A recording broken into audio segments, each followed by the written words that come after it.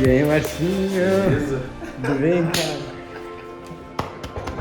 Como você tá aí, cara? Bem, você. Chegou em São Paulo hoje? São Paulo hoje, Maria tá aí. Já veio pra gravar entrevista aqui no canal? É, ansioso. Sucesso. É isso aí, pessoal. Vamos falar hoje com o Márcio, famoso Márcio. Bora!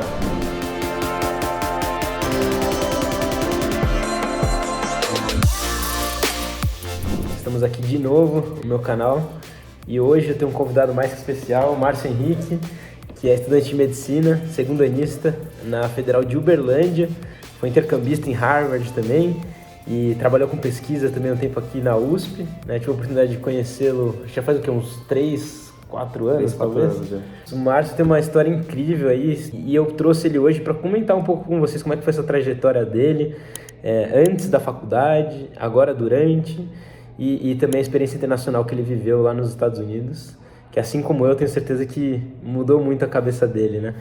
Então, Márcio, vou abrir para você se apresentar, para o pessoal te conhecer um pouquinho melhor. Fala, galera, tudo bem? Prazerzão estar aqui. O Cauê é um irmão que eu admiro demais pelas coisas que ele faz, pelas coisas que ele faz a gente pensar, pelo que ele traz de inovação e ensina, assim, com relação à nossa formação médica, né? Do quanto ela pode ser grande. Eu sou o Márcio, tenho 24 anos, sou estudante da Federal de Uberlândia, como ele disse, né, no meu segundo ano. Entrei na faculdade faz 3 anos, só que como eu tranquei para fazer um intercâmbio, eu estou no segundo ano. Sou fã de poesia, de literatura, o Cauê sabe disso, né? Sempre posto um poema assim no meu Instagram. E gosto muito de viver. Vim de Itaquera, zona leste de São Paulo, maior cidade, maior lugar do Brasil, porque tem o estádio do Corinthians lá, eu sou corintiano. O Corinthians é o maior time do Brasil, né? Fala que pô de Corinthians, moleque, você tá louco? Tá difícil, hein? E nasci e criado em Itaquera, né? Fiz 3 anos de cursinho antes de entrar na faculdade, mas isso a gente vai falar depois. Fui esfirreiro, garçom, trabalhei descarregando caminhão como chapeiro, sabia disso? Não sabia, cara. Trabalhei Caramba. como chapeiro, trabalhei pintando quadra de escola, trabalhei em acabamentos, empresa de acabamento de camiseta, né? Arrematava a camiseta, passava a camiseta. Trabalhei com muitas coisas e todas essas coisas me moldaram para ser, né, o futuro médico que eu vou ser e para ser o pesquisador que eu consegui ser lá em Harvard, aqui na Faculdade de Medicina do professor Paulo Saldiva. E é isso, eu sou o Márcio.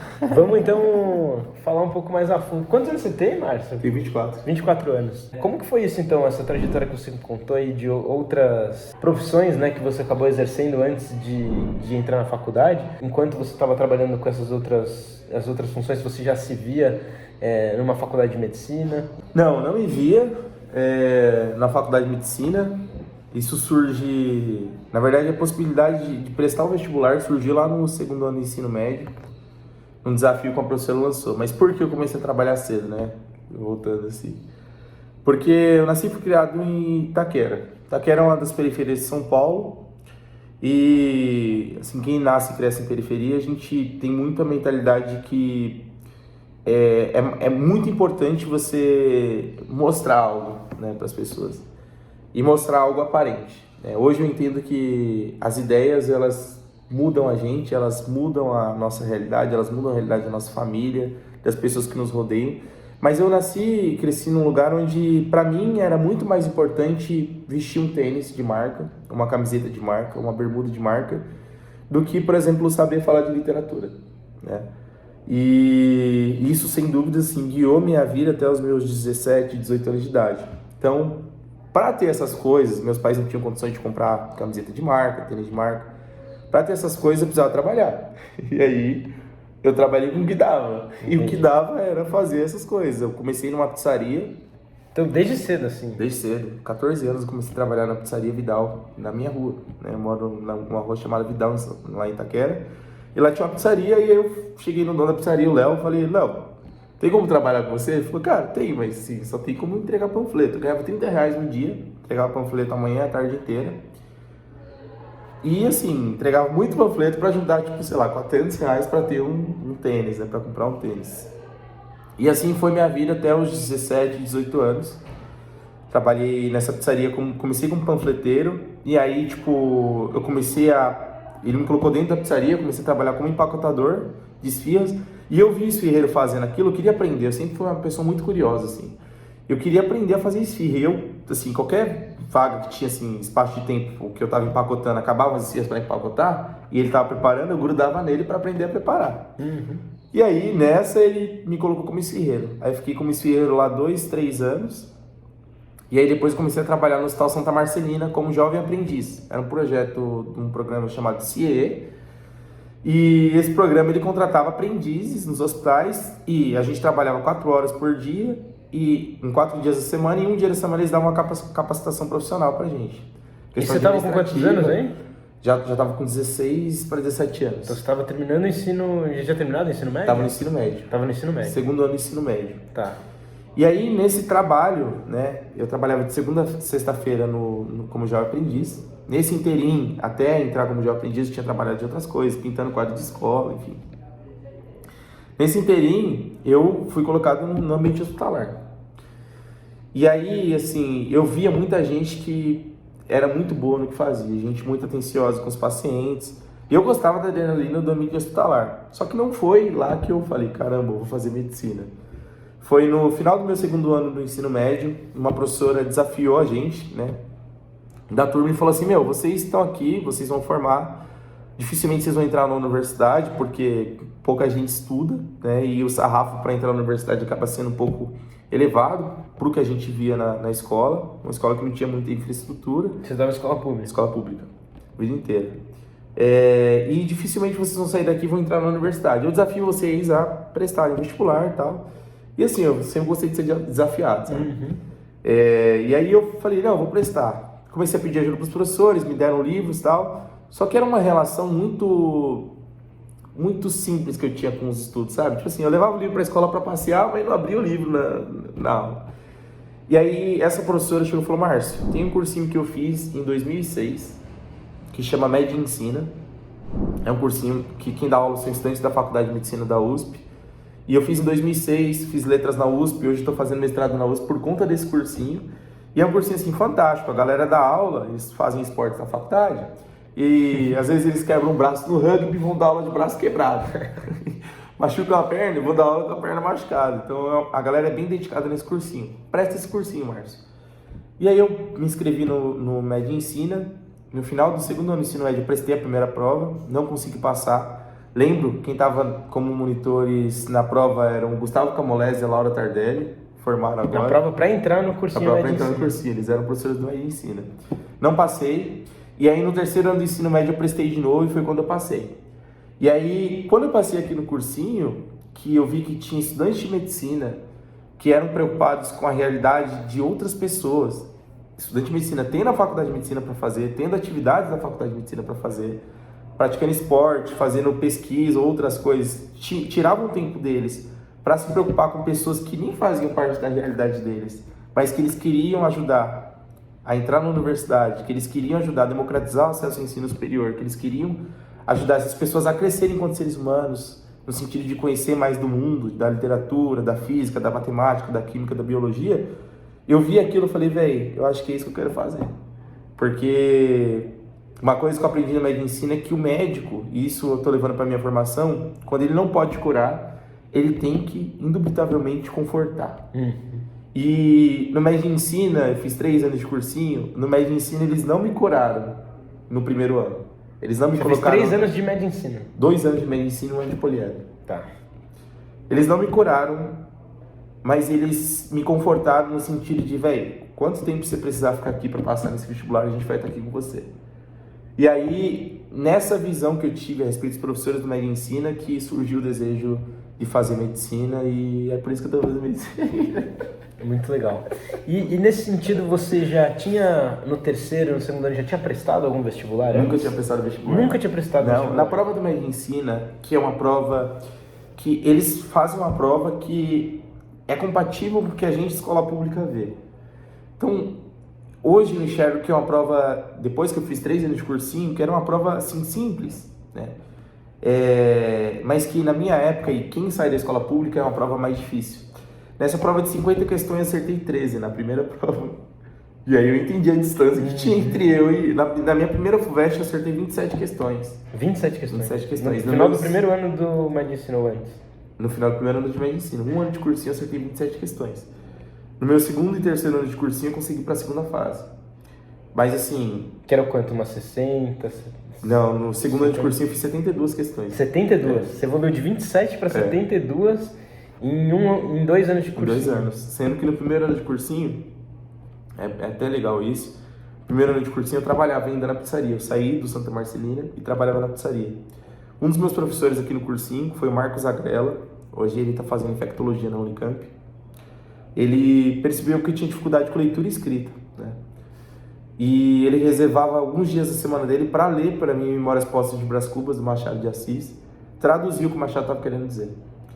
E eu, assim, era um analfabeto semifuncional. Esse cara me tirou do serviço no meu segundo ano de cursinho, custeou para mim alimentação e transporte, e no terceiro ano de cursinho que eu fiz poliedro, ele que pagou poliedro para mim. E hoje, assim, em Uberlândia, meu primeiro ano inteiro de faculdade, ele puxou para mim alimentação e transporte lá, pagou aluguel, as coisas todas. Então, o louco que o Medicina, e várias pessoas do Medicina até hoje me ajudam, assim, entrar no HC, fazer pesquisa aqui. A questão de Harvard, ela foi uma coisa que surgiu porque pessoas do Medicina mostraram que mostraram para o Saldiva, mostraram que existia essa possibilidade. Eu te conheci, inclusive, quando você foi para o intercâmbio com a Jéssica. Que era do Medicina, que era da minha turma, da 102, foi do Medicina. A Jéssica, ela foi minha mentora no Medicina, no meu primeiro ano de cursinho. Então, o quanto que o cursinho ele expande não só, né, a nossa quantidade de questões que a gente acerta, mas também expande o nosso mundo, né? Horizonte, né? O horizonte, cara. Sim. E eu acho que cada experiência que você vive acaba abrindo seu horizonte um pouquinho mais, né? Então você entra no cursinho, você mostra que o mundo é muito maior do que você pensava. Aí você entra na faculdade, maior ainda. Aí você vai para fora do Brasil, maior ainda. Sim. E eu acho que é um pouco disso, sair um pouco da zona de conforto é um pouco disso, né? Vai estar confortável com o mundo no tamanho que você está acostumado e você descobre que existe uma outra realidade. E eu acho que o Medicina tem um papel muito importante nisso, de abrir a cabeça das pessoas e mostrar que tem outras opções, né? Sim. E acho que isso que você falou é um ponto importante também, porque é muito difícil, né? A realidade é muito díspare, então o que é uma prova simples hoje você reconhece, na época era muito difícil para alguém que se formou numa escola pública. Aí evoluir de 27 questões para 72 questões em 2 anos de preparação, obviamente você precisa se focar muito, né? Sim. E como foi esse processo de vivenciar o cursinho? Você chegou lá, eu imagino que você entrou no cursinho, provavelmente você tinha um pouco de insegurança, né, em relação ao conhecimento que você tinha comparado aos outros alunos. Eu entrei no Medicina assustado, cara. A primeira aula que eu tive foi uma aula da semana base. Quem deu essa aula foi o Vitor Passos. Uhum. E o Vitor, ele estava explicando a definição de reta, a aula de matemática, e eu fiquei assustado porque eu não sabia o que era uma reta. Ele perguntou e eu falei, não sei. E a semana inteira, assim, descobertas, tipo, questão de física, vetores, tipo, o que é isso, sabe? E eu fiquei assustado nas primeiras semanas e eu entendi que só ficar assustado não ia me ajudar a passar no vestibular, né? Precisava pedir ajuda, porque as pessoas, elas estavam assim, dispostas a ajudar, só que elas não iam saber que eu tinha dificuldade se eu não falasse. Então eu comecei a verbalizar essas dificuldades que eu tinha. Professor, não entendi. Véi, eu levantei tanta mão no primeiro ano, acho que a galera me odiava, assim, da minha sala. Porque eu levo, tipo assim, eu não sabia, sabe? Eu não ia ficar quieto por vergonha de não saber. Eu tinha que ter vergonha de não saber e de estar tendo uma oportunidade gigantesca de estar num lugar onde estudantes de medicina que já tinham passado pelo processo que eu estavam se disponibilizando para me ajudar, e se eu não aproveitasse eu ia ficar mal, sabe? Outra coisa que mexeu muito comigo, além de o medo de não saber por falta de vontade minha. Outra coisa que mexia muito comigo era, do meio do ano pra frente, isso mexia muito comigo. Muitos dos meus amigos que entraram no cursinho comigo, muitos deles, pararam de ir pro cursinho por falta de condições. Sim, foi um privilégio gigantesco a Agrela conseguir me ajudar com a alimentação e transporte.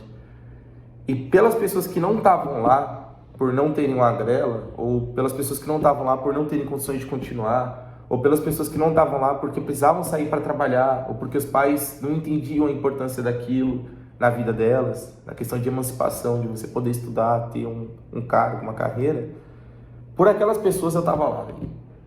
E era um trem assim que, tipo, eu ficava na aula e eu falava, velho, eu preciso aprender isso daqui. Então isso me ajudou muito, sabe? O medo de não saber e de deixar alguma coisa que eu sabia que não sabia, passar por medo, por vergonha de perguntar, e a responsabilidade que eu tinha por mim e por aqueles que não podiam estar lá, sabe? Eu sempre fui uma pessoa que fui muito ajudada, Cauê, muito. E eu sempre busquei valorizar muito essa ajuda, sabe? Fazer jus a uma ajuda que a pessoa me dava, ou dar valor para um, sei lá, tô confiando em você, vai lá, sabe? E isso me ajudou muito. No primeiro ano de cursinho, a construir a base. No segundo ano de cursinho, foi o ano assim que eu entrei com sangue nos olhos. Velho, eu preciso aprender. Fiz diferente do primeiro ano, eu via todas as aulas do primeiro ano, anotava tudo, estudava tudo. No segundo ano eu via aula, final de semana fazia prova. Eu via aula, final de semana fazia prova. Via aula, final de semana fazia prova. Não faltava um plantão, assim, tipo, que eu tinha dúvida, perguntava tudo.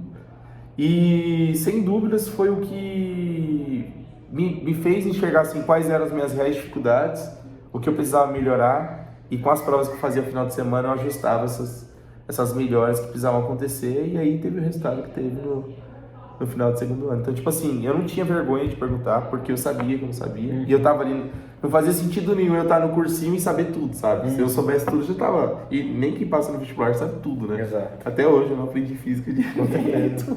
Então, tipo assim, o que eu não Isso sabia... é recorrente, né? Já gravei outros vídeos aqui no canal com outras pessoas, é sempre isso. Ninguém sabe tudo de tudo. Eu acho que o pessoal não precisa ficar preocupado em saber tudo de tudo. Você tem que saber que é uma prova. E você vai ser avaliado pelo que o examinador quer que você responda, né? E em alguns momentos você vai saber exatamente o conteúdo, e em outros você vai ter que ali dar um jeito de responder com o arsenal que você montou ali durante a sua preparação, né? Então, mas é extremamente normal você ir sem o conhecimento de uma ou outra matéria. É impossível você saber tudo de tudo. Não, senão o corte seria 90 de 90. Né? Exatamente. Tipo, o corte no ano que eu passei pra segunda fase foi 72 de 90, entendeu? Tipo assim, eu fiz 72 de 90 e passei pra segunda fase. Então, tipo, 72 de 90 é 80% da prova. Então, assim, vai ter coisa que você não vai saber, sabe? Só que as que você tem consciência que não sabe, tá ali na aula, pergunta. Não faz sentido não perguntar. Ah, mas meu colega vai ficar bravo. Ei, tá todo mundo ali pra aprender, sabe? Pergunta de novo, pergunta. Ah, não consegui ir na aula sanar essa dificuldade. Vai no plantão de dúvidas. Manda mensagem pra alguém que sabe, pergunta pro colega do lado. E pro pessoal que talvez esteja numa realidade semelhante com a que você viveu e desses outros amigos, tem alguma coisa que vocês acham que eles podem fazer? Talvez buscar aí o Med Ensina? Como é que funciona esse processo seletivo? Estaria aberto para eles também? Tem o Med Ensina, que o processo seletivo acontece no início do ano, né? Tem uma prova, uma avaliação socioeconômica, e tem cursinhos comunitários que a gente criou, o Aluno Ensina, cursinho online também gratuito, fica aberto o processo o ano inteiro. E para quem é de São Paulo, assim, eu super recomendo o Med Ensina, porque é um cursinho presencial, faz diferença ter uma pessoa ali, né? Para quem gosta do toque humano. Você vai ter contato com os professores, alunos da Faculdade de Medicina da USP, e sem dúvidas você pode encontrar um anjo como eu encontrei, né? O Agrela. Ah, mas sou, sei lá, do Maranhão, ou sou do interior de São Paulo, ou sou, sei lá, de Uberlândia, Minas Gerais, que é onde eu estudo. Não tenho condições. Tenho um computador em casa, não tem como estudar. Entra no Aluno Ensina, faz inscrição, as aulas estão todas gravadas. Vou deixar o link aqui também, pessoal, o Aluno Ensina. Quer falar um pouquinho sobre isso? Como é que foi esse projeto? O Aluno Ensina, eu queria muito ter passado na Faculdade de Medicina da USP, né? Eu passei em Uberlândia, então a gente falou do cursinho, né? Fiz 3 anos de cursinho, passei em Uberlândia. E assim que eu passei em Uberlândia... Pelo Enem? Foi pelo Enem? Foi pelo A gente nem comentou, né? Você passou pelo Enem. Terceiro ano de cursinho eu fiz, consegui passar pelo Enem. Tinha passado aqui em São Paulo em algumas particulares pelo ProUni, com bolsa de 100%. e algumas federais do país. E eu escolhi Uberlândia porque no meu terceiro ano de cursinho, o professor do Poliedro falava muito de lá. Não sei se você fez Poliedro? Fiz Poliedro. Vila Mariana? Eu fiz Paraíso. Você tinha aula com o Sérgio Almeida? Sérgio Almeida tinha. O Sérgio Almeida tinha formado em Uberlândia. E ele sempre falava de Uberlândia. E assim que abriu o SISU, eu falei, velho, vou prestar Uberlândia. E aí prestei e passei. Gosto muito da faculdade lá. E queria ter passado na faculdade de medicina da USP, por quê? Pelo sentimento de gratidão que eu tinha pelo médico de medicina, de ter mudado minha vida, minha realidade, enfim. Só que eu não passei. E aí eu encontrei um irmãozão meu lá na faculdade, que até hoje é meu irmãozão, o Cauê conhece ele, o Deir Graça. O Deir é uma pessoa muito animada também, vem de uma realidade totalmente diferente da minha, né? Só que é uma pessoa que tinha uma consciência, assim, de que ele precisava devolver um pouco para a sociedade do que ela tinha feito por ele. De ter uma vida muito boa, tá na Universidade Federal, enfim. E aí ele falou, vamos criar um cursinho? Aí a gente foi falar com a faculdade. A gente quer criar um cursinho como médico ensina, né? Presencial, que alunos de medicina vão dar aula. E a faculdade, por questões burocráticas, falou que demoraria muito tempo. O Deir, muito animado, falou, não, vamos criar um cursinho online. E a gente começou, assim, a estudar a criação do cursinho online. Ele estudou a questão de montar um site. A gente montou um site. Criou o cursinho, assim, juntou pessoas, né, de vários lugares do país, aqui da Faculdade de Medicina, pessoal da Poli, pessoal da Faculdade de Maranhão, tipo, de Uberlândia mesmo, de vários lugares do país, economistas, geógrafos, historiadores, enfim, para dar aula. E a gente juntou essa galera e falou, vamos gravar as aulas e montar um cursinho, com base na grade do Enem e tal.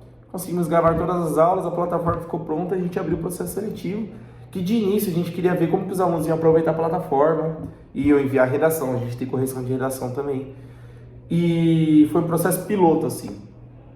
Se não me engano, a gente teve 150 alunos no início, para ver como ia funcionar. E hoje a gente está na casa dos 12 mil alunos, que legal. No Brasil inteiro. Acessam mensalmente 1.100, 1.200 alunos. E tá rolando. As aulas já estão todas gravadas. O Aluno Ensina é um cursinho online, gratuito, feito de estudantes para estudantes, né? São estudantes universitários do país inteiro que dão aula. E é isso. Muito legal, pessoal. Depois dá uma olhada, eu vou deixar o link aqui na descrição. E você teve essa ideia no primeiro ano da faculdade? Primeiro ano da faculdade. Legal, cara. Primeiro ano da faculdade. Pô, muito incrível. E aí, cara, você entrou na faculdade em Uberlândia, saiu de São Paulo, foi pra lá. E como que você voltou pra USP, cara? Como que foi isso, cara? Porque eu sei que a gente chegou a comentar um pouquinho, né? Que você chegou a fazer pesquisa aqui na USP e tudo mais. Como é que foi esse contato que você manteve aqui dentro da Faculdade de Medicina? O MED Ensina. O MED Ensina foi o lugar que me deu pessoas que formaram aqui na faculdade, ou que estavam fazendo a faculdade aqui, que tinham contato com os professores. O Paulo Saldiva foi a pessoa que em 2001 idealizou, né, junto com o Gerson Salvador, o professor Gerson Salvador, o MED Ensina, que é o cursinho que eu tinha feito aqui na Faculdade de Medicina da USP. Eles idealizaram esse cursinho e todos os anos eles voltam na aula inaugural do MED Ensina, inclusive esse ano eu voltei com os dois para falar com os alunos, para falar de como foi o processo de criação do cursinho, qual a ideia do cursinho, né, por que é importante manter esse projeto na faculdade. E eu acabei conhecendo o Saldiva nessas aulas inaugurais que eu participei, que eu assistia, né, na condição de aluno do MED Ensina. E aí, eu sabia que o Saldiva também, em 2006, se não me engano, criou um projeto chamado Pesquisando em Boston, que é o da faculdade, né? Que mandava alunos, ele participou da criação desse projeto, que mandava alunos para Harvard todos os anos, né? Daqui da Faculdade de Medicina da USP. Beleza. Eu também tenho, pessoal, um vídeo no canal explicando melhor esse programa, que depois virou USP Harvard, que eu fiz em 2018. Se quiserem, eu vou deixar aqui também o link para vocês darem uma olhadinha lá no vídeo, explicando com mais detalhes como é que funciona todo o programa e tudo mais. E aí eu sabia disso, tanto que conhecia a Mococa, que tinha ido para Harvard, o John Padovez, que tinha ido para Harvard, o Zizu, que tinha ido para Harvard, várias pessoas da faculdade que tinham ido, que eram os professores do MED Ensina. E aí eu falei, eu tenho vontade de ir. Beleza, entrei em Uberlândia, primeiras semanas de aula, tive aula de genética com o professor, que dava aula fora do país. E ele sempre falava de como era dar aula fora do país, a questão da infraestrutura. Aquilo foi alimentando em mim o desejo de ir para fora do país. Fui conversar com ele no final de uma aula e falar, professor, tenho interesse de pesquisar fora, como que eu faço, o que eu preciso fazer? Ele falou assim, cara, para você ir para fora você precisa ter condições materiais e intelectuais. Aí eu falei, ferrou. Tipo, toda sexta-feira, como o Agrela, que é esse cara que me ajudou no terceiro ano de cursinho, custeando para mim o cursinho, e depois no início da faculdade ele pagava aluguel para mim e alimentação para mim, como ele me ligava toda sexta-feira por me ajudar, para saber como tinha sido a semana, se eu estava precisando de alguma coisa, eu falei para ele, mano, vou falar com o professor, e aí ele deu um banho de água fria, né? Falando que precisava de condições materiais e intelectuais para ir para fora do país. O Agrelo falou, mano, vamos tentar chegar no Saldiva. E aí, eu tava na segunda-feira, isso foi na sexta-feira. Passou sábado, domingo, segunda-feira, 7ª semana de aula. Eu tava no hospital, sempre gostei muito de ir no hospital, acompanhar plantão, ver procedimento, participar de procedimentos que eu podia participar. Até hoje, eu participo. Terça-feira, inclusive, eu tava na cirurgia da ortopedia, lá em Uberlândia. Eu tava no hospital, tô com meu celular, aí eu atendi. Falou, ô professor, tudo bem? Aí eu, quem é? Falou, é o Pepino. Aí eu assustei, o Pepino é o professor Paulo Saldiva. Paulo Saldiva é um dos maiores pesquisadores do Brasil, uma pessoa ímpar que tem um coração gigantesco, né? À toa que ele criou o Med Ensina, criou outros projetos aqui na faculdade. E que tem um olhar muito social para as coisas, né? É um dos professores titulares aqui da área de patologia, né, da Faculdade de Medicina, então ele é um dos grandes nomes aqui. Foi bastante da Atlética também, então ele acho que ele deixou a marca dele em todas as grandes instituições aqui da Faculdade de Medicina. Então ele é famoso na Atlética, no Med Ensina, acho que centro acadêmico, em tudo praticamente. Pesquisa, né? Pesquisa, cara, um pesquisador aí super renomado aqui no Brasil e inclusive internacionalmente também. Ele me ligou e falou, cara, eu fiquei sabendo da sua história de vida, né? Trajetória pelo Med Ensina.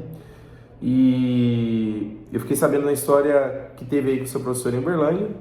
E eu queria saber mais do que aconteceu. Eu contei pra eles, que eu contei pra você agora. Ele falou, cara, eu sou uma das pessoas que tem contato com pesquisadores em Harvard. Na época ele estava com a Public Health ainda. Um pesquisador chamado Petros Koltrax, que é um grego da Harvard. Ele falou, cara, eu sou um pesquisador que tem muito contato com a galera de lá. E, assim, eles aceitam pessoas excepcionais. E pela sua história de vida, por tudo que você enfrentou e construiu, você é uma pessoa excepcional, acho que você merece para Harvard. Você aceita? Aí eu dei risada, porque eu falei, cara, não tem inglês, não tem grana, não tem nada. E aí eu dei risada e falei, professor, mas tipo, eu não sei inglês, não tenho grana. Ele falou, Márcio, eu não perguntei o que você tem, perguntei se você aceita aí. Eu falei, cara, aceito. E aí começou aquela história toda, Marcinho vai para Harvard, Marcinho vai para Harvard. A gente criou uma vaquinha online, né? Você quer falar sobre a vaquinha já? Não, então, aí eu acho que esse ponto é legal. Porque então você teve contato com o Paulo Saldiva, porque você teve essa ideia de fazer um intercâmbio, e você falou dessa questão, né, de financeira e intelectual. Intelectual. Ele te ajudou nessa parte de preparação, porque eu imagino que você ainda não tinha muito contato com pesquisa, Sim. Né? Estava entrando na faculdade, a gente no primeiro ano não tem muito contato ainda, até tem algumas matérias que falam sobre isso, mas bem superficialmente no começo. Ele te ajudou também a entender um pouco melhor esse mundo da pesquisa? Ajudou. Eu fiquei, tanto que deu essa oportunidade na 7ª semana de aula. No meio do ano eu passei as férias inteiras aqui na USP. No final do ano eu passei dezembro no final do ano, janeiro do ano seguinte, fevereiro aqui na USP fazendo pesquisa também. E aí estava pronto para ir. Trabalhando com ele? Trabalhando com ele. Acompanhando o laboratório, acompanhando as autópsias, vendo o jeito dele de pensar, acompanhava as reuniões dele. E que é um pesquisador, né? Ele faz um o que você ia fazer lá nos Estados Unidos, né? Tem a linha de pesquisa, as reuniões clínicas, ele e a equipe dele, né? A Mariana Veras, que é uma professora fantástica aqui também, o Jair, que é uma pessoa fantástica também, que trabalham com o professor e que pensam como professores. Perfeito. Então, a questão de dados, mexer com dados, mexer com estatística, assim, foi um negócio que eu aprendi com a professora Mariana e com o Jair. Perfeito. A parte prática da pesquisa, de como pensar, de como observar uma coisa e entender que aquilo ali está alterado, foi com o professor Paulo Saldiva. Então, assim, as condições intelectuais que faltavam, ele me deu. E as condições materiais que faltavam, a gente foi atrás. Perfeito. E aí faltava a questão financeira. Questão financeira. E a questão do inglês, que eu imagino que a gente pode abordar depois. Mas ainda ficou essa brecha da financeira, porque é um custo caro. Tem até um vídeo no canal que eu falo sobre isso também. O custo, na minha época, quando eu fui, era quase 100 mil reais que a gente gastou para ficar um ano nos Estados Unidos. E poucas pessoas têm esse dinheiro para gastar no intercâmbio. Sim. Então, muitos alunos têm que dar o seu jeito ali de conseguir esse dinheiro. Como é que foi para você esse processo? Para mim foi... a história tomou uma proporção assim gigantesca, né? Vou para Harvard. E a quantidade de pessoas que tinham me acompanhado durante todos esses 3 anos de cursinho, que tinham acompanhado durante o ensino médio, assim, que viam, né, a história de um menino que veio, era arteiro na escola, que trabalhava com um monte de coisas, que conhecia gente demais e que de repente, pum, faculdade de medicina e tipo, 7 semanas depois da faculdade de medicina, que eu tava na cidade diferente, longe dos meus pais, pum, Harvard, sabe? Então, assim, na própria UFO, na própria faculdade, na própria Universidade Federal de Uberlândia, teve muitas pessoas que me criticaram no início da faculdade por estar indo no hospital cedo. Porque fala, meu, você não vai entender, tá? Você tá queimando largada. Só que o sentimento que eu tinha lá atrás no Med Ensina de que, nossa, várias pessoas não estão aqui e se tivessem estariam dando valor, eu tinha e tenho até hoje na faculdade de, nossa, velho, eu vou aproveitar isso daqui ao máximo para que lá na frente, se eu encontrar um paciente que tem um diagnóstico que ninguém soube dar, eu, por ter visto mais pacientes, talvez tenha uma probabilidade maior de acertar esse diagnóstico. Então, eu gosto muito de clínica, inclusive, de pensar clinicamente, estar perto de professores que eu sei que tipo, são referências no que fazem, porque, inclusive, até falei para você hoje, né? Eu vou na HC ver se tem algum caso interessante para eu aprender. Então, eu gosto muito disso. Então, muita gente me criticava no início e as pessoas que me criticavam na faculdade passaram a me ajudar a compartilhar a minha história. Eu falava, velho, agora eu entendi por quê. Porque, tipo assim, as pessoas vinham no hospital, mas não sabiam da minha história. Não sabiam, tipo, de todos os percalços que eu enfrentava, não sabiam que eu era ajudado lá em Uberlândia. E aí depois que saiu, Marcinho vai pra Harvard, saiu minha história, aí as pessoas falam, agora eu entendi porque você tá aqui, entendeu? Então assim, muita gente vai criticar a gente, né? Pelo que a gente faz, pelo que a gente pensa, pelo que a gente vive, sem entender o porquê, a motivação que leva a gente a pensar, a viver e agir do jeito que a gente vive, age e pensa. Mas eu acho que é interessante a gente continuar levando isso pra frente, porque uma hora ou outra as pessoas vão se deparar com o porquê e vão entender, né? E aí ao invés de criticar, elas vão te apoiar, aplaudir ou abraçar. Falar, caramba, véio, agora eu entendi suas motivações. E foi isso que aconteceu. As pessoas começaram a me ajudar, começaram a compartilhar. E aí você fez uma campanha. Fiz uma campanha. Para arrecadar fundos para ir para Harvard. Para arrecadar uma fundos vaquinha, né? Só que foi um negócio assim, muito louco, porque no terceiro ano de cursinho, que foi o ano que eu fiz poliedro, eu sempre, às vezes quando eu chegava atrasado, eu sempre segurava a porta do elevador para um menino. E assim, eu sempre gostei de conversar, sempre gostei de fazer amizade. Esse menino nunca agradecia. E eu ficava, velho, o que esse cara tem comigo, mano? Tipo, às vezes eu pensava, não, clima de concorrência e tal. E eu segurava a porta pra esse cara, Assim que surgiu a campanha, pô, Marcinho vai pra Harvard, que eu criei a vaquinha, né, online, para arrecadar o dinheiro, e a meta era R$80 mil, salvo engano. Assim que eu criei a campanha e comecei a compartilhar no Instagram, esse cara mandou mensagem. Falou, cara, não sei se você lembra de mim, a gente fez cursinho juntos. Você é o cara que sempre segurava a porta do elevador pra mim. Eu tenho uma tia que é produtora na Record e ela quer saber da sua história. E aí foi quando isso foi pra Record, pro Domingo Espetacular. Os caras compartilharam, tipo, em 3, 4 semanas a gente conseguiu todo esse dinheiro pra ir pra Harvard, cara. Então, assim, que loucura. A gente planta as coisas, uma hora ou outra a gente vai colher, né? Seja fortalecer nossa essência, levar pro mundo aquilo que a gente é, mesmo sendo criticados, ou seja, segurar a porta do elevador para uma pessoa que não agradece e continuar segurando, porque uma hora a gente vai ser recompensado. Não que o intuito seja a recompensa, mas a satisfação pessoal de, a pessoa tá me fazendo mal, mas eu tô fazendo bem, isso é muito bom. A vida sempre traz de volta. E aí a gente conseguiu a grana, conseguiu o dinheiro, só que aí veio a pandemia, né? E aí no ano seguinte eu não consegui ir para Harvard por conta da pandemia. E aí a vaga que você ia ficar lá, também o Paulo Saldiva conseguiu encaixar com algum colega dele. O Paulo Saldiva não conseguiu a vaga com o pé dos Coltrax. Aí entrou outro pesquisador que foi o Jorge Calil, que também soube da história. Jorge Calil, que é professor aqui. É professor aqui da imunologia. Foi um dos presidentes do INCOR, do Instituto Butantan também. Que é outro nome super forte aqui. A parte de vacinas também, né? Parte de vacinas é um nome bem forte. E ele soube da história e falou, meu, tem uma pesquisadora que gosta de histórias de vida, que é a Ana Anderson, que é uma das chefes do Brigham and Women's Hospital, que é o hospital que eu fiquei lá nos Estados Unidos. Que é um dos hospitais de escola de Harvard, que eu também fiquei. Tem 9 prêmios Nobel de Medicina lá. Viu? O primeiro transplante da história foi feito nesse hospital. Tem história lá. E aí ele entrou em contato com a Ana. Aí, a questão do inglês. Aí a gente vai para a terceira parte. Resolvida a questão financeira. Resolvida a questão financeira, resolvida a questão do pesquisador. Aí a questão do inglês, a questão intelectual, né? Aí a questão do inglês. Como foi a questão do inglês? A Ana marcou uma reunião que precisava me conhecer para saber quem ela estava recebendo no laboratório dela. E a Ana é americana? A Ana é boliviana. Boliviana. Só que a entrevista ia ser em inglês. Tá. ficou marcado um E dia... ela é professora lá em Harvard. Professora lá em Harvard, da imunologia. Já tá há bastante tempo lá. Tá um tempo já, tá um tempo. Perfeito. Professora da imunologia. E eu ia trabalhar em uma pesquisa que é um desenvolvimento de uma imunoterapia para o melanoma. Uns tratamentos alternativos para um câncer de pele, que é o melanoma, né? A alternativa à quimioterapia.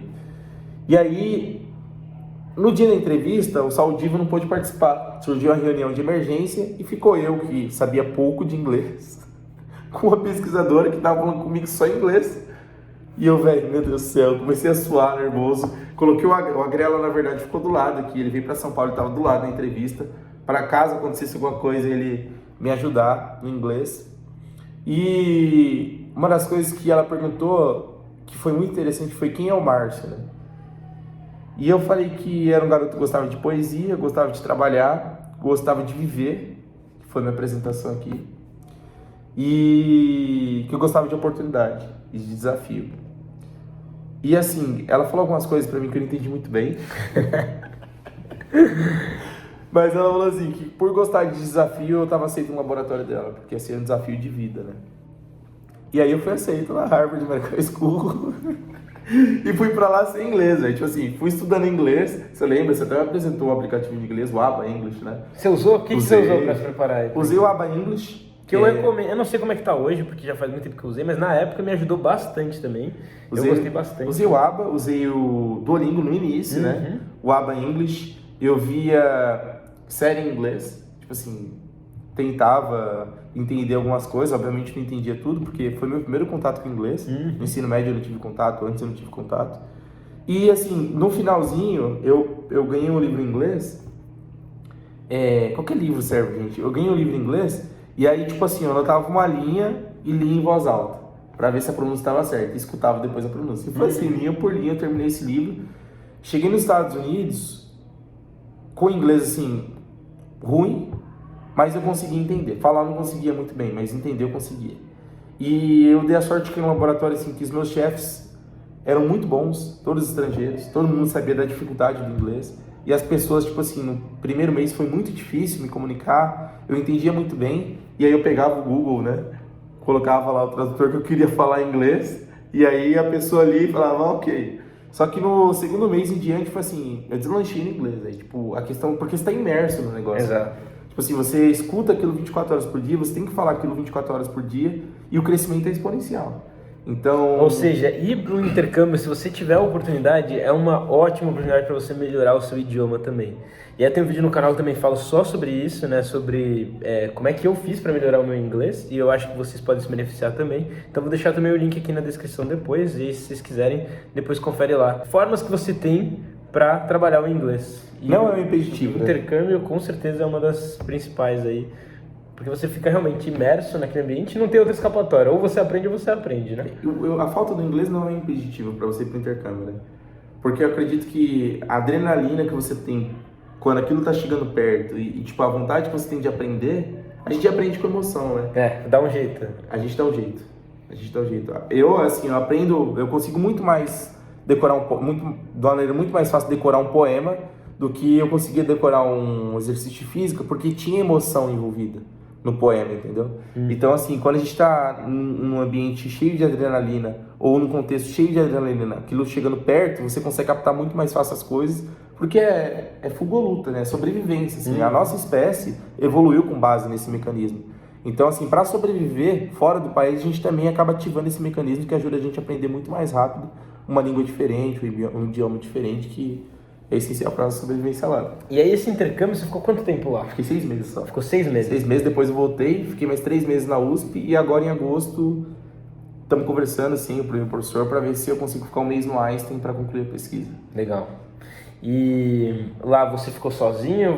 Como que foi para você ficar num país diferente? Você ficou na casa de alguém? Como que foi esse... Primeiro mês eu fiquei na casa de brasileiros. Casa de brasileiros.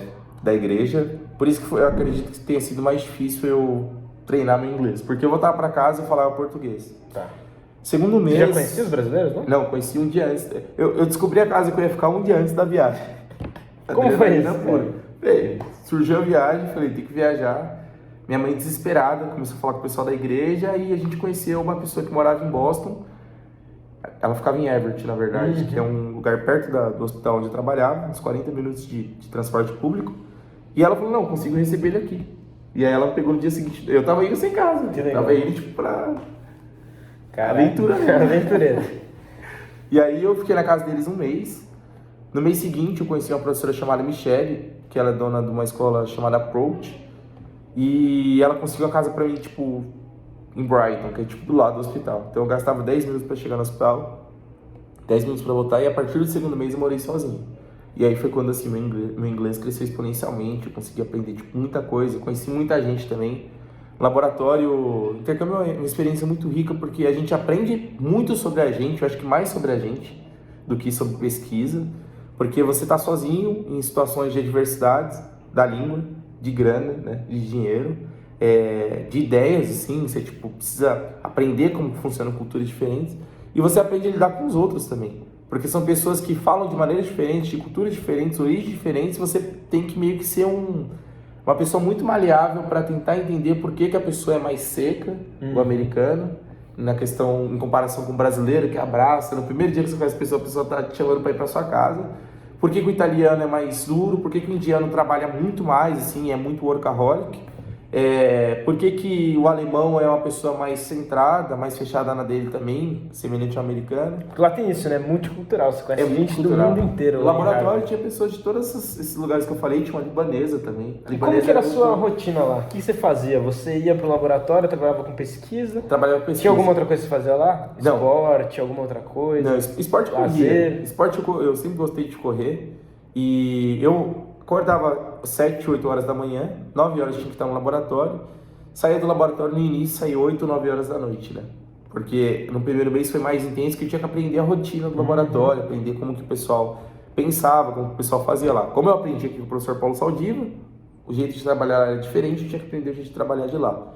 E aí eu ficava no laboratório com o David, que era meu chefe direto, até umas 8, 9 horas da noite, que é quando ele saía.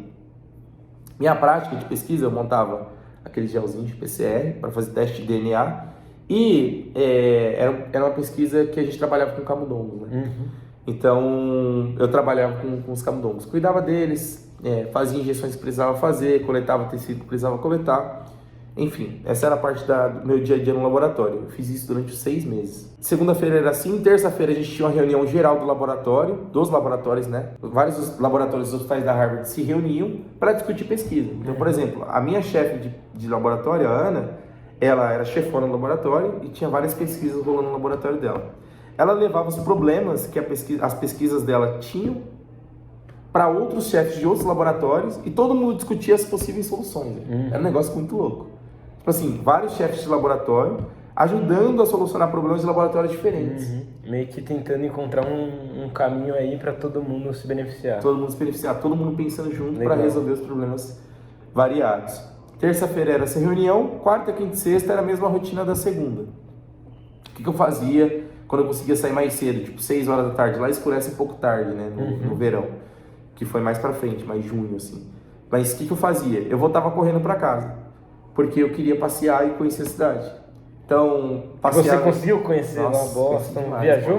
Viajei pra Nova York. Nova York era pertinho, dava pra pegar um ônibus e ir pra Nova York. Isso era $40. A gente fez muito isso, cara.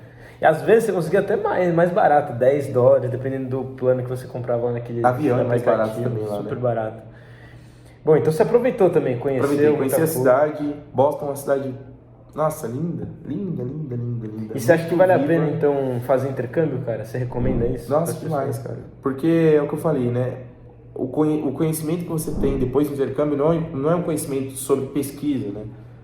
Só sobre pesquisa, é um conhecimento sobre você, como você lida com seres humanos tipo, diferentes de você em situações adversas, como você se porta, se posiciona em situações diversas, como você vive na zona de conforto. E assim, pra mim, pro Cauê também, acredito pra todo mundo que foi pra Harvard ou pra fora do país, a gente volta com a ideia de que o sarrafo é muito mais em cima. Tipo assim, aqui na faculdade eu consigo ser uma pessoa, tipo, se eu for uma pessoa na média, ok, tudo bem, eu vou passar. Mas se eu fosse uma pessoa na média desde o início, essa oportunidade não teria surgido, desde o cursinho. Que é uma pessoa que vai, não, eu vou fazer isso daqui do jeito que dá, sabe? Uma vez que é dada a oportunidade, a gente aprende a sugar ela até o caroço, velho. Tipo Tipo assim... É um pouco de... Obviamente, você tem que ter um pouco de sorte, que eu acho que ela acaba aparecendo. Tem muita sorte. Mas você tem que estar pronto para abraçar aquela sorte. Se você não está preparado, você nem enxerga que a sorte tá na sua frente, né? E isso é um negócio que meu professor de Harvard me falava. Você tem que estar sempre muito atento, porque a maioria das pessoas não percebe as oportunidades onde elas aparecem. E tem muita gente que não está pronto para abraçar a oportunidade. Quando ela aparece, ou para identificar que aquilo é uma oportunidade. Exatamente.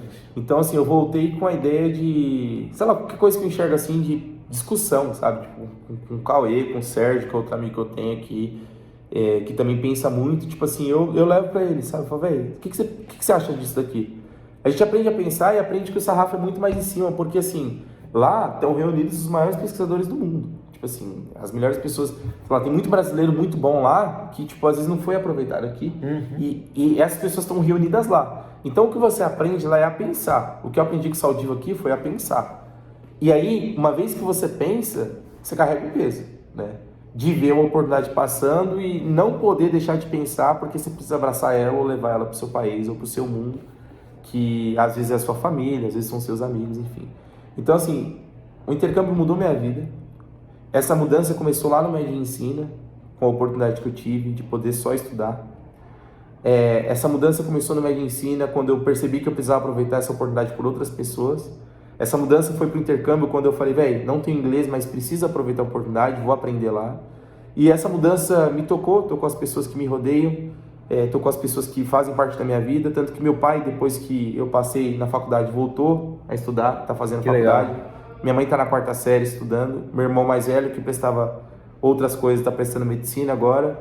E é um negócio assim que eu me sinto feliz por conta disso, pelo fato da minha vitória não ter sido restrita somente à minha pessoa, Márcio, mas ter banhado outras pessoas ao meu redor. E que é que acontece que você traz um pouco para as pessoas que estão ao seu redor, né? Você traz a possibilidade de sonhar, né? E, cara, eu queria aproveitar isso para fazer aqui a propaganda do evento que a gente está organizando aqui, porque eu acho que muita gente não conhece esse mundo de inovação e empreendedorismo, tendências da medicina. Acho que tem muita coisa nova surgindo aí na área da saúde. E a gente está organizando um evento aqui dentro do Hospital das Clínicas, vai ser dia 15 e 16 de julho. O Márcio, inclusive, foi um dos participantes lá na primeira edição que a gente fez antes da pandemia. A gente está fazendo a nova edição desse ano, de 2022. Vai ser presencial aqui dentro do HC. E é justamente para abrir um pouco a mente das pessoas, porque assim, eu acho que mesmo a gente dentro da faculdade de medicina, às vezes a gente tem um pouco a cabeça fechada e não consegue enxergar as imensas possibilidades que existem dentro do campo da saúde, assim. Tanto porque na medicina muitas vezes a gente fica só no nosso nicho, então a gente não trabalha com pessoas de outras áreas, a gente não conhece tantos conceitos de inovação, de empreendedorismo, e tudo isso a gente pode usar a nosso favor, independentemente da carreira que a gente decida seguir. Então o objetivo desse evento é mostrar um pouco desse mundo da inovação e do empreendedorismo para quem ainda não conhece, e para quem já conhece também, abrir novas possibilidades e trazer referências. Acho que isso é uma das coisas que mais fez a diferença, acho que ao longo da minha formação, é estar perto de gente boa. E o que a gente tenta fazer nesse evento é trazer as melhores pessoas possíveis para falar sobre os temas que elas mais entendem e contribuir para o entendimento de quem esteja lá, para poder saber um pouco mais das possibilidades que existem, né? Então a gente vai falar sobre metaverso, a gente vai falar sobre 5G na saúde, hospitais inteligentes, cidades inteligentes, tudo isso que permeia o mundo da tecnologia e da inovação no ambiente da saúde. E se você tem interesse nesse assunto, dá uma olhadinha depois no nosso site, as inscrições estão abertas, a gente tem desconto para todos os estudantes, sejam residentes, pessoal que não está na faculdade ainda, estudante de graduação, pós-graduação. E caso você tenha também alguma necessidade financeira, nosso WhatsApp também está lá disponível, pode entrar em contato com o nosso time e a gente com certeza consegue pensar em alguma coisa que possibilite você participar desse evento. 15 e 16 de julho, fica aí o convite. O que eu disse de Harvard foi o que aconteceu na conferência comigo, né? Foi minha primeira experiência com pessoas grandes, né, da área da saúde, de outras áreas também, de inovação e tecnologia aqui no Brasil. E eu gosto muito de uma frase de um filósofo que chama Wittgenstein, que ele fala que os limites da nossa linguagem são os limites do nosso mundo. Então assim, se eu amplio um pouquinho mais minha linguagem na experiência que eu tive, eu amplio o limite do meu mundo. E se eu amplio o limite do meu mundo, uma oportunidade que eu não enxergaria como oportunidade, eu não vou deixar ela passar. Se eu amplio o limite do meu mundo, um problema que eu não enxergaria como problema, eu vou passar a enxergar. Se eu amplio o limite do meu mundo, uma solução que eu não enxergaria como solução, eu vou passar a enxergar. Então, foi a primeira oportunidade que eu tive na graduação de enxergar os limites do mundo, do meu mundo, assim, como muito maiores do que eu imaginava que eram. Porque eu vi, por exemplo, Fábio Jatene falando, e aí eu só sabia do Jatene por causa da cirurgia de Jatene, só que, tipo, aí eu vi o cara que é filho do... Sabe? Então, eu vi pessoas de Stanford, de outros lugares do mundo, e eu falei, velho, o mundo é grande, entendeu? O mundo não é restrito à minha faculdade de medicina, o mundo não é restrito a eu passar em medicina e colocar só na bio do meu Instagram que eu faço medicina na UFA. Não, o mundo é grande a ponto de eu pensar soluções para as pessoas que vivem no país que eu vivo e que tem um sistema de saúde que é ótimo, que funciona, mas que precisa de muitas melhorias e eu posso fazer parte dessas melhorias. Então, assim, tá em ambientes como esse, eu acredito que estar disposto a ampliar o limite do seu mundo. E uma vez que você amplia o limite do seu mundo, você muda a sua vida, você muda a vida das pessoas que te rodeiam e é uma oportunidade de ouro estar nesse evento aí. Vai ser brabo. E é isso, cada oportunidade que vocês abraçam, eu acho que abre pelo menos umas 2 novas oportunidades adiante. Espero ver você lá no dia 15 e 16 de julho. A gente está gravando aqui na Faculdade de Medicina, então vai ser aqui do lado, no Centro de Convenções Rebouças. E espero que a gente consiga se conhecer lá e bater um papo sobre tudo isso que a gente tem conversado aqui no canal. É para qualquer pessoa, independentemente de área de formação, idade, gênero, enfim. Você, se tem interesse em trabalhar com inovação e empreendedorismo no contexto da saúde, seja médico, fisioterapeuta ou de qualquer outra área, está super convidado a conhecer um pouquinho mais do nosso evento. Ou estudante, né? Às vezes nem entrou na faculdade ainda, também é possível já se atualizar sobre esses assuntos antes mesmo de entrar na faculdade. Acho que quanto antes a gente entre em contato com esse tipo de assunto, melhor.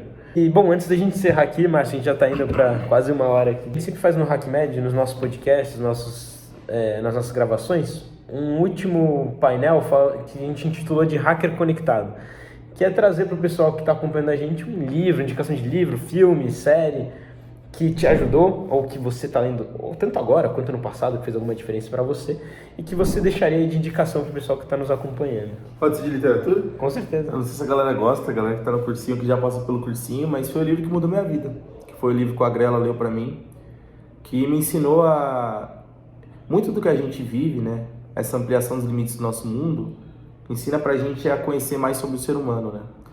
E no contexto de inovação e tecnologia, o mercado, né? Tem a questão da psicologia do mercado, que você consegue entender o que está acontecendo com base no comportamento das pessoas. Muitas soluções também passam por análise de comportamento, muitas soluções passam por análise do que é o ser humano, de como ele age, de como ele agiu historicamente, de como ele vai agir. E o livro que me ensinou a observar de uma maneira mais holística, né, como um todo, o ser humano, tomar ciência também das minhas contradições, das minhas virtudes, dos meus sucessos, dos meus fracassos, é o livro Memórias Postas de Brás Cubas, do Machado de Assis, que é um livro fantástico, para mim é o maior escritor de todos os tempos, o Machado. Tem gente que fala que é o Guimarães Rosa, mas eu discordo. E porque é um livro que mostra pra gente muito do que a gente é. E assim, se a gente quer transformar o mundo, a gente precisa se transformar primeiro, né? Para ser menos contraditório possível o processo. Vai ter contradições no meio do caminho, mas para ele ser menos contraditório possível, para a gente conseguir colocar a nossa cabeça de maneira tranquila no travesseiro, na hora de dormir, que a nossa consciência não mente pra gente. E a literatura mostra isso. E eu indico Machado de Assis, que é uma pessoa que trabalha com consciência e com literatura. Cara, obrigado, Márcio. Foi um prazer entrevistar você aqui no meu canal. Tenho certeza que a galera aí adorou. Acho que vai ter muita gente aí, muitos fãs seus assistindo aí. A galera que muitas vezes está nessa luta também para entrar na faculdade, às vezes está querendo fazer um intercâmbio e não sabe muito bem como. Se eles quiserem te encontrar, como é que eles fazem? Márcio Henrique 98 é meu Instagram. E é isso. Só tem meu Instagram mesmo. Eles podem te mandar mensagem? Pode mandar mensagem. Questão do intercâmbio, posso ajudar. Quem amigos tem que podem ajudar. Perfeito. Vou deixar tudo aqui na descrição do vídeo também, pessoal. Peguem lá. Sigam o Márcio no Instagram, mandem mensagem lá para ele. Eu tenho certeza que ele vai ajudar vocês. E acho que é isso. Obrigado mesmo, Márcio. Tenho certeza que agregou bastante aqui.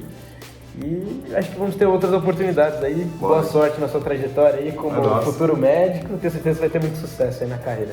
Isso, tamo junto. Valeu, pessoal. Espero que vocês tenham gostado. E a gente se vê no vídeo da próxima semana. Um abração. Tchau, pessoal.